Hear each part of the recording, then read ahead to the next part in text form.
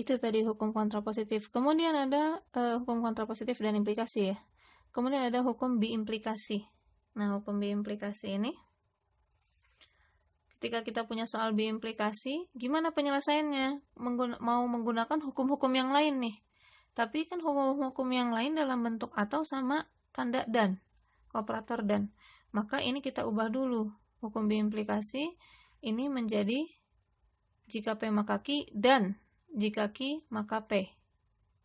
Nah, terus ini kan belum bisa dioperasikan juga terhadap hukum-hukum yang lain. Maka yang ini nanti bisa diterjemahkan lagi menggunakan hukum implikasi masing-masingnya. Ya. Yang ini jika P maka Q-nya kita ubah menjadi negasi negasi P atau Q dan ya dalam kurung ya, negasi P atau Q dalam kurung dan negasi Q atau P dalam kurung juga. Setelah itu baru bisa dilanjutkan menggunakan hukum-hukum yang lain. Kemudian, hukum asosiatif dan distributif. Perhatikan bahwa hukum asosiatif dan distributif ini mirip ya, jadi jangan sampai tertukar. Intinya, tadi ini ya, kalau komutatif itu adalah masalah tukar posisi, hukum tentang tukar posisi. Kemudian kalau hukum asosiatif ini hukum yang melakukan pindah kurung. Pindah kurung. Syaratnya apa? Untuk pindah-pindahkan kurung itu harus sama tandanya.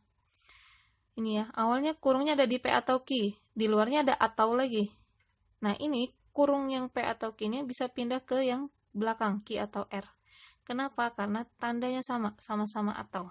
Berlaku juga ketika sama-sama dan. Ini berlaku hanya untuk atau sama dan ya. Kalau yang lainnya bisa beda lagi. Ya, jadi hukum asosiatif intinya adalah memindahkan kurung, terserah memindah kurungnya kemana, asalkan syaratnya, tandanya harus sama. Seluruhnya sama-sama atau, boleh juga seluruhnya sama-sama dan. Beda dengan distributif. Jadi kalau dalam aritmatika, ini kalau misalnya pindah kurung, semuanya tanda tambah, atau semuanya tanda kali. Seperti itu ya. Jadi nggak mungkin ketika ada tambah kali itu bisa pindah-pindahin kurung. Tidak bisa begitu ya. Nah, kalau ada tanda tambah sama kali dalam satu tempat, dalam satu proposisi majemuk, maka itu di covernya menggunakan hukum distributif. Nah, perhatikan bahwa hukum distributif ini juga sama PQR ya, sama PQR. Ada 3 proposisi. Nah, tapi di sini tandanya berbeda. Yang di luar atau yang di dalam kurungnya adalah dan. Ya, ada juga yang ini, ketika di dalamnya adalah dan, di luar kurungnya adalah di luar kurungnya dan, di dalam kurungnya atau. Itu ya, perhatikan ini hukum distributif ini sama saja seperti perkalian ke dalam kurung. Jadi seperti kali ke kurung ya. P ataunya ketemu dengan Q menjadi P atau Q. Dan P ataunya ketemu dengan R. P ataunya ketemu dengan R. Berlaku juga untuk yang ini. P dan ketemu dengan Q menjadi P dan Q, atau P dannya ketemu dengan R, atau P dan R. Seperti itu. Kemudian ada hukum idempoten. Hukum idempoten ini adalah ketika proposisi itu ketemu dirinya sendiri. P ketemu dengan P lagi, Q ketemu dengan Q lagi, R ketemu dengan R lagi. Itu mau tandanya atau, mau tandanya dan, dia akan menghasilkan dirinya sendiri. Jadi kalau ada Q atau Q, maka ekuivalennya terhadap Q lagi. Balik lagi ke dirinya sendiri. Itu adalah idempoten. Kemudian ada kebalikannya. Nah ini, kalau idempoten ketemu dirinya sendiri, kalau hukum negasi, itu ketemu dengan bentuk negasi dari dirinya. P bentuk negasinya adalah negasi P. Ya, Q bentuk negasinya negasi Q. Bebas ya. Kalau masalah huruf mau pakai P, mau pakai Q, itu tidak menjadi masalah ya. Yang kita perhatikan adalah operatornya, tandanya. Nah, yang ini perhatikan bahwa ketika dia ketemu dengan negasi dari dirinya, ketemunya menggunakan operator atau, hasilnya menjadi benar, alias tautologi. Ya, hasilnya seluruhnya benar. Kalau di dalam dalam tabel kebenaran dia hasilnya benar seluruhnya. Ini sudah kita cek di sini. Ya, cek di contoh soal yang sebelumnya. Nah, yang ini. Ya, P atau negasi P. Begitu pula yang dan. Hukum negasi ketika ketemunya menggunakan operator dan hasilnya salah alias kontradiksi. Ya. Yang ini adalah tautologi. Yang ini adalah kontradiksi. Itu ya, benar. Kalau atau ketemunya menggunakan operator atau hasilnya benar, ketemunya menggunakan dan hasilnya salah.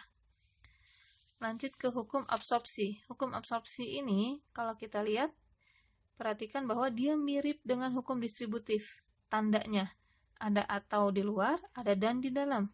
Atau bisa jadi dannya yang di luar, ataunya yang di dalam. Lalu kenapa dia menjadi hukum sendiri, tidak menggunakan hukum distributif? Karena proposisi yang di luar ini ada di dalam kurung juga. P di luar ada, di dalam kurungnya ada. Maka yang ada di luar dan di dalam kurung sekaligus ini adalah hasilnya, P-nya.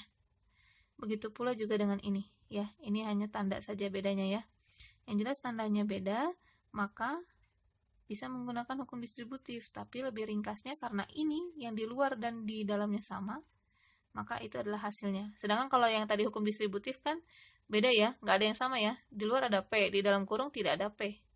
Maka itu menggunakan hukum distributif. Tapi kalau yang di luar kurung sama ternyata ada proposisi yang sama di dalam kurung dengan tanda yang berbeda, di luar atau di dalam dan, di luar dan, di dalam atau, nah ini hasilnya adalah dirinya sendiri. Yang tadi yang double, proposisinya ada dua, di luar dan di dalam. Kemudian yang berikutnya adalah hukum De Morgan. Hukum De Morgan adalah memberi negasi terhadap tanda kurung. Terhadap kurung. Nah ini negasi di luar kurung. Kalau mau masuk ke dalam kurung, hati-hati. Ini tandanya tidak seperti, penggunanya tidak seperti minus di aritmatika ya. Ini juga sama. Ketika negasi, ini memang ke masing-masingnya menjadi negasi. Negasi dari P atau Q. P-nya kita negasikan, Q-nya juga dinegasikan, tapi hati-hati, tandanya berubah. Kalau tadinya atau menjadi tanda dan. Ya, jadi negasinya bisa masuk tapi mengubah tanda. Tadinya atau menjadi dan, tadinya dan menjadi atau. Nih ya, negasinya masuk ke masing-masing. Negasi dari P dan Q. Ini masuk, negasinya masuk ke P, masuk ke Q menjadi negasi P, negasi Q, tandanya berubah dan menjadi atau. Contoh kalau misalnya saya punya seperti ini, negasi dari negasi P dan Q, maka ini kan negasinya masuk ke sini, ini menjadi double negasi. Dannya berubah jadi atau, Q-nya harus ada negasinya lagi, ya.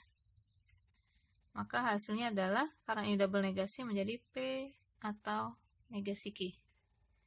Begitu ya, kurang lebih penggunaan hukum De Morgan.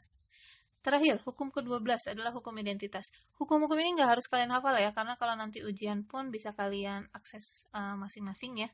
Tidak perlu dihafalkan. Yang penting bisa dipahami dan bisa menggunakannya. Terakhir, hukum identitas. Nah, ini adalah ketika ketemu nilai salah dan benar. Salah ya, ketika proposisi P ketemu dengan salah dengan tanda atau, hasilnya adalah dirinya sendiri. Sedangkan kalau ketemunya menggunakan atau terhadap benar, hasilnya adalah benar. Berbeda kalau misalnya dengan tanda dan. Kalau proposisi P ketemu dengan S menggunakan tanda dan, hasilnya S alias salah. Kemudian proposisi P didankan terhadap benar, hasilnya adalah dirinya sendiri. Ya, jadi di sini SB ini maksudnya salah benar ya, nilai salah benar. Ya, jadi P atau salah, hasilnya dirinya sendiri. P atau benar, hasilnya benar. P dan salah, hasilnya adalah salah. P dan benar, hasilnya adalah dirinya sendiri. Ini adalah 12 hukum ekuivalensi logis.